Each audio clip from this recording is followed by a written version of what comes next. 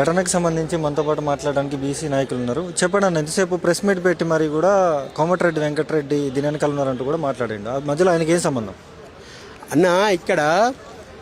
అక్కడ ఉన్నాడు సందీప్ బిడ్డ అనే వ్యక్తి కోమారెడ్డి మనిషి. అక్కడ ఎవరైతే నాగలక్ష్మి యాదవ్ అనే అమ్మాయి ఉందో ఆమె నామినేషన్ వేయడానికి పోతుంటే నామినేషన్ వేసే క్రమంలో యాదగిరి యాదవ్ అనే వ్యక్తి వాళ్ళ భర్త కారు తీసుకుని వస్తామని నామినేషన్ వేద్దామని చెప్పేసి చూసాడు. అంతలో ఈ వెంకటరెడ్డి మనుషులు ఏం చేశారంటే వాళ్ళ వర్గం గెలవాలనుకుని ఏం చేసిండు, డైరెక్ట్ పోయి కార్లో కిడ్నాప్ చేసి పడేసిండు.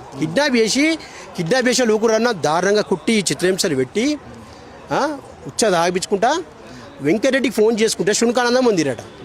మరి వెంకటరెడ్డి అనకపోతే ఎవరిని అంటారన్నా? మరి వెంకటరెడ్డికి సంబంధం లేదంటారు కదా. మరి వెంకటరెడ్డి అక్కడ పోయి బెషరత్గా అమ్మాయి తప్పు ఎవడైనా సరే ఆ కొడుకుని లోపలేస్తా అని చెప్పి ఎందుకు పోలేదన్నా? అంటే మీ రెడ్ల ప్రభుత్వం రావాలి, మీ రెడ్ల జాగిరి జాగాలా అని నువ్వు ఇట్లా చేస్తున్నావా? కోమటిరెడ్డి వెంకటరెడ్డి, నువ్వు రాష్ట్రానికి మంత్రివా, నల్గొండ జిల్లా రెడ్ల సంఘానికి అధ్యక్షునివా? నేను అడుగుతున్నా.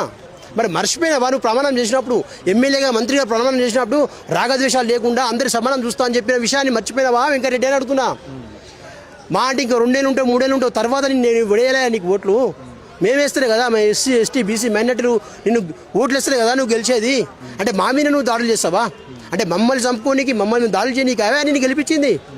ఇంత లత్కు రేషాలు రఫంగేషాలు ఎందుకే? అంటే ఇట్లా అని కాదు, మళ్ళీ వెంకటరెడ్డి అనేటువంటి మీద కూడా అనుమానం రావడానికి కారణం కూడా ఇంకోటి కూడా ఉందన్న. చెరుకు సుధాకర్ రావుడు తెలంగాణ ఉద్యమంలో మొదటి పీడీ యాక్టు పెట్టబడిన బిడ్డ, జైలుకు పోయిన బిడ్డ. ఆయన కూడా గతంలో మీ నుంచేలే సంపుతామని బెదిరించారు. మొన్నటికి మొన్న బీసీ నేత నల్గొండ జిల్లా కైలాష్ నేతకి నల్గొండ జిల్లాలో డీసీసీ అధ్యక్ష పదవి ఇచ్చారు. మరి నీ కళ్ళు మణినాయా? కళ్ళలో నిప్పులు పోసుకున్నావా? బిడ్డ, నువ్వు ఒక పదవి నీకు అధిష్టానం ఇస్తే నువ్వు అప్రిషియేట్ చేయాలి.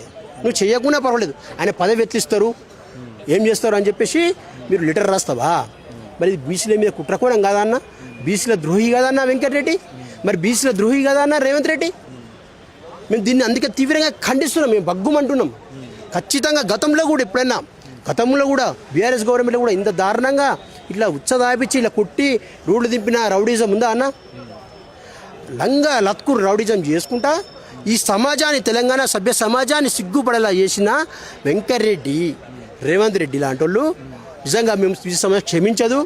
ఇప్పటికే ఒకటే చెప్పదలుచుకున్నాం మేము వెంకటరెడ్డికి, వెంకటరెడ్డి ఏ మహిళ కన్నీరుకైతే కారణమైనవో, ఏ మహిళనైతే కంట కన్నీరు పెట్టించినవో, ఏ యాదగిరి యాదవ్నైతే ఏడిపించి కొట్టినవో, బిడ్డ ఇప్పటికైనా వాళ్ళ ఇంటికి పో, క్షమాపణ అడుగు, కాళ్ళ మీద పడి క్షమాపణ అడుగు బిడ్డ. నువ్వు అడిగి మాట్లాడు. అప్పుడు నాకు సంబంధం లేదు, నేను క్షమాపణ అడుగుతూ నాకు సంబంధం లేదని చెప్పు. మరి వాళ్ళ మీద శిక్ష పడతాడు చేయాలి కదా. ఇంకా నాకు అర్థం కాని విషయం ఏంటంటన్నా, ఈ వెంకటరెడ్డి ఎంత మ్యానిపులేట్ చేస్తుందంటే అక్కడ నల్గొండ జిల్లా ఎస్పీ గారు స్పందించలే, డిఎస్పీ గారు ఉన్నారు, సిఐ గారు ఉన్నారు. సిఐ రెడ్డే, డిఎస్పీ రెడ్డే, అందరు వాళ్ళ రెడ్డి. మేము ఏం మిషన్ నడుతా అన్నట. అంటే డీజీపీ గారు, రాష్ట్ర డీజీపీ గారు కూడా దీనిపై మరి ఆ వ్యక్తిని లోపల ఎలా వద్దా? మరి పోలీస్ డిపార్ట్మెంట్ మీద గౌరవం ఉంది, కానీ ఇలాంటి సంఘటనలు జరిగినప్పుడు మీరు స్పందించకపోతే సమాజం ఏమనుకోవాలన్నా? అంటే ఎవ్వరు పోటీ చేయొద్దు, మీరు బీసీలు ఎస్సీలు ఎస్టీలు అని చెప్పదలుచుకురా? నేను ఒక్కడే చెప్పదలుచుకున్నా, బీసీ సోదరులారా, అదే మా యాదవ్ అభ్యర్థులు ఇచ్చిన యాదవ్ సోదరులారా, ఎక్కడ జనరల్ క్యాండిడేట్ ఉంటుందో, జనరల్ సీట్ ఉంటుందో ప్రతి ఒక్కరు ఖచ్చితంగా పోటీ చేయండి. అక్కడ బీసీ ఎస్సీ ఎస్టీ మైనార్టీలో కలుపుకొని ప్రతి ఒక్క సర్పంచులు మీరే గెలవండి. పార్టీలకు ఖచ్చితంగా వాళ్ళు బీఆర్ఎస్ కానీ, కాంగ్రెస్ కానీ, బీజేపీ కానీ. మొత్తానికి తెలంగాణ రాష్ట్రంలో ప్రజాపాలన నడుస్తుందంటూ కూడా కాంగ్రెస్ పార్టీ నాయకులు మాట్లాడుతున్నారు. అదంతా ఫేక్ అంటూ కూడా మాట్లాడుతున్నారు. ఎట్లా చూస్తారు? మొత్తానికి కాంగ్రెస్ గవర్నమెంట్లో మసిబుసి మారకాయ చేసి రెడ్ల పాలన తప్ప తెలంగాణ సమాజం హర్షించేలా సాగడం లేదు. మొన్నటిదాకా బీసీలకు 40% రిజర్వేషన్ ఇస్తా అని చెప్పిర్రు, మళ్ళీ వాళ్ళే రెడ్డి జాగ్రత్తలు పోయారు, కేసులు వేసారు.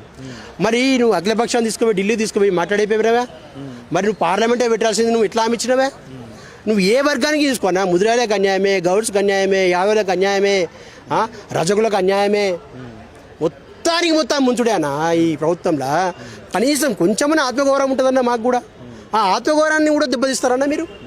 ఇట్లా బీసీల మీద దాడులు చేసుకుంటూ పోతుంటే ఇంకా వాళ్ళది ఏం పాలన అంటామన్నా?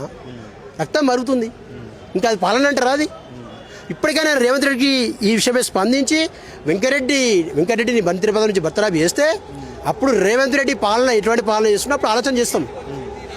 నువ్వు లేదంటే ఆయనకైనా పోయి అయ్యో వెంకన్న నువ్వు నేను ఒకటి అనుకున్నావు అనుకో, నువ్వు అలిగేం చేసుకుంటే మా బీసీలు ఎస్సీలు ఎస్టీ మైనార్టీలు మీరు బీసీ దళిత బహుజన వ్యతిరేకులని మేము ముద్ర వేస్తాం. ఖచ్చితంగా నెక్స్ట్ ఎలక్షన్లలో డిపాజిట్ రౌండ్ చేస్తామని చెప్పి ఈ సందర్భంగా మేము హెచ్చరిస్తున్నాం.